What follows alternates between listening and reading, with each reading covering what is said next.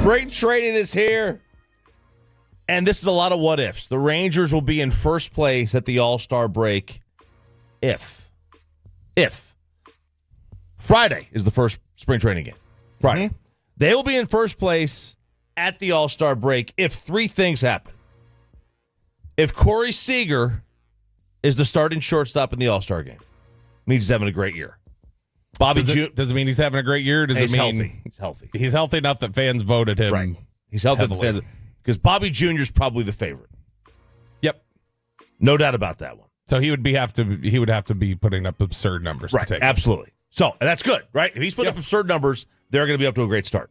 2, if Wyatt Langford is having a good enough year to have one of the 3 outfield spots.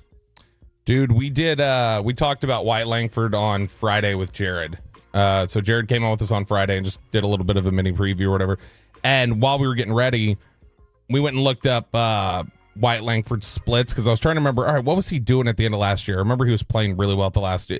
Dude, his final... His OPS over 900 the last, 50 games, if right? you just look over, his last 30, his last 30 games, his pace was...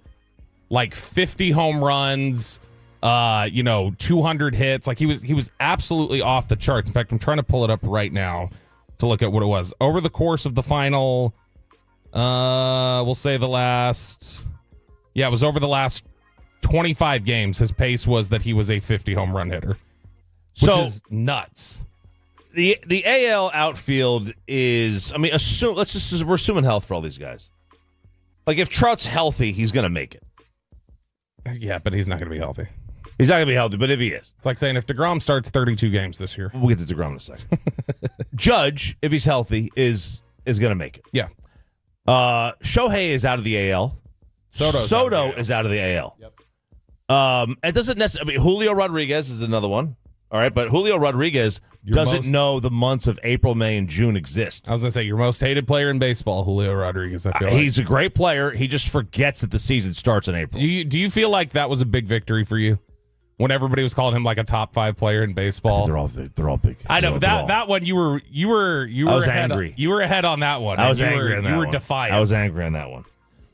Wyatt doesn't have to start, but if he is good enough to make the All-Star team with an outfield that is, crowded at the top, but there's a lot of question marks. Trout could easily, would it surprise anybody if Trout missed 50 games before the All-Star break? No. Mm-mm. And there's only 80 games before the All-Star break. Yeah. So it's not but it would not surprise me. And it would not surprise me if Judge hits 2 DL stints in the first couple months.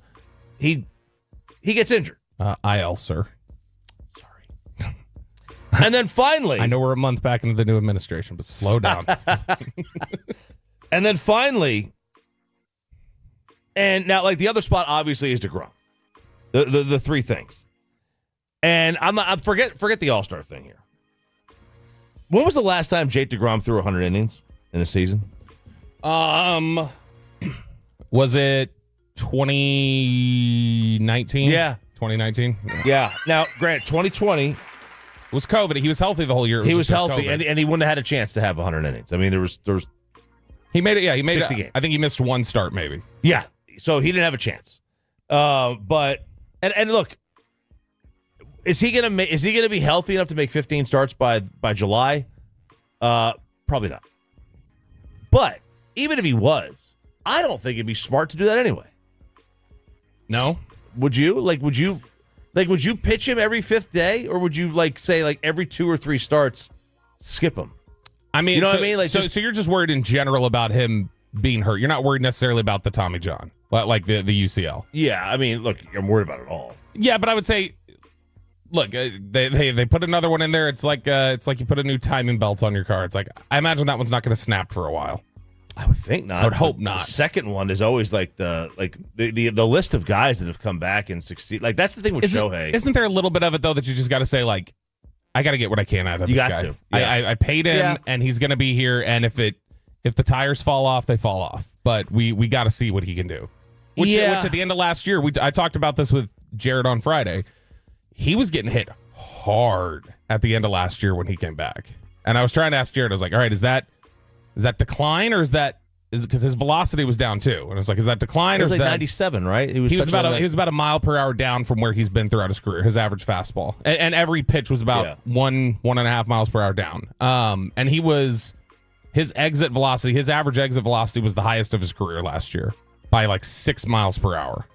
And so I asked Jared, I was like, all right, is that decline? Is that this is who he is now? Like, is that a question we're looking at? Or is it just the nature of he was coming back for the first time in 15 months? Right.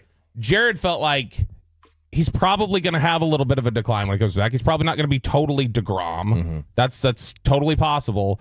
But that he thought last year was more just, all right, here's an extended spring training, get you some innings before you ramp up for next year. I'm hoping that's what it was. This is a situation where, like, if you're so you know how like Michael Gallup never trusted the knee again.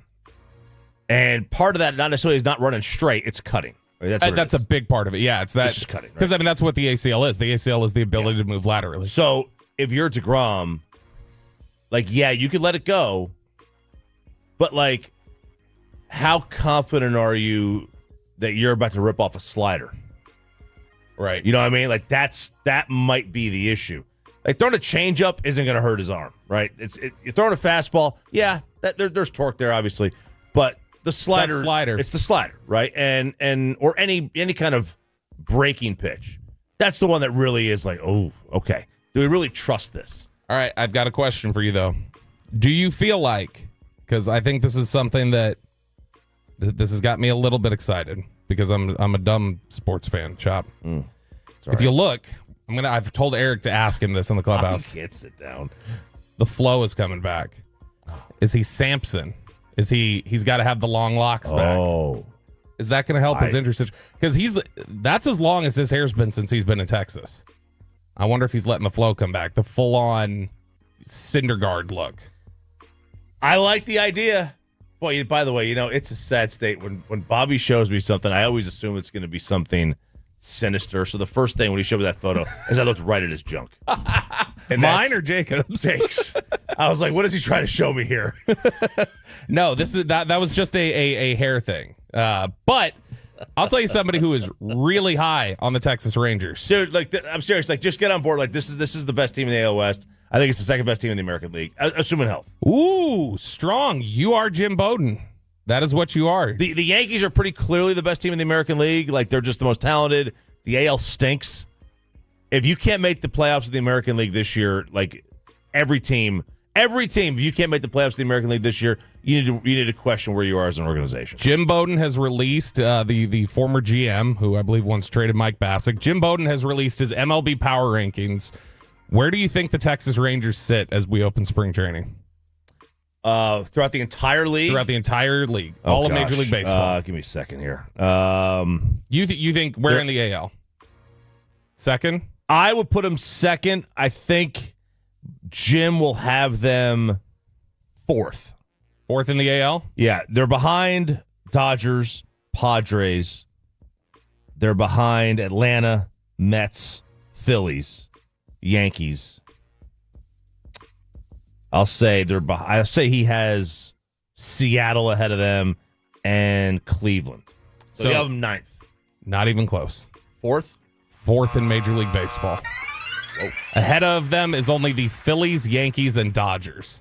This is his write-up. He says the Rangers were 78 and 84 last season, finishing third in the AL West, 10.5 games behind the Astros. So why do I have them fourth in my initial power rankings? Several reasons. First, they have a significant number of impact players who were injured last year and are now healthy, such as ace Jacob deGrom, outfielder Evan Carter, and third baseman Josh Young. Second, they have a plethora of young talent ready to break out, including Wyatt Langford, Carter, and right-hander Kumar Rocker. Boy, how sad is it they don't even mention Leiter anymore. Third, they acquired 2 more power bats this offseason, trading for first baseman Jake Berger and signing designated hitter Jock Peterson, which lengthens their lineup and gives them 8 out of 9 batters who have hit 20-plus home runs in a season. Fourth, they have a deep starting rotation. Combine those factors with the core of their lineup led by Corey Seager, Marcus Semien, and Adolis Garcia, and it's easy to see the Rangers being formidable again. When future Hall of Fame manager Bruce Bochy led the Giants to 3 World Series titles, you know what he's going to point out? He did it every other year. 2010, 2012, 2014, rather than consecutively.